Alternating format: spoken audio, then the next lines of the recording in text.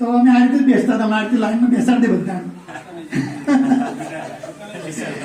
એ દિવસ પણ અત્યારે ખરેખર યાદ આવી ગયા અને ખરેખર બહુ આનંદની વાત છે. અને તમે પણ અમારી જેમ આગળ ભણી શકો એમ છો. એટલે મારે બધા છોકરાઓને એટલી જ સલાહ આપવાની, માર્ગદર્શન આપવાનું કે દુનિયામાં કોઈ પણ કામ કપરું નથી, કોઈ પણ કામ મુશ્કેલ નથી. કોઈ પણ કામ તમે હાથમાં લો તો એ ભગવાન આપણું કામ જરૂર પાર પાડે છે. એટલે સપોઝ તમે અત્યારે ભણવા છો, ભણવા બેઠા કોઈ 5મા હોય, કોઈ 8મા હોય, 10મા હોય, 11મા 12મા હોય, પણ તમે મહેનત કરો. તમે બસ મારે વાંચવું જ છે, મારે ભણવું જ છે, તમે એ તમે મગજમાં રાખશો તો તમારું તમે 100% તમે આગળ આવશો.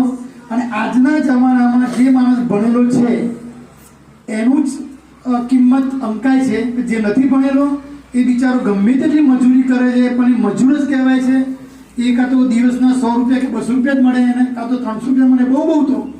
અને જે સારું ભણેલો છે, પોતાની બુદ્ધિથી આગળ આવે છે, એના કશું ના આગળ તો પણ દિવસના કાં તો 1000-2000 રૂપિયા એમને મળી જાય ખુરશી બેઠે બેઠા.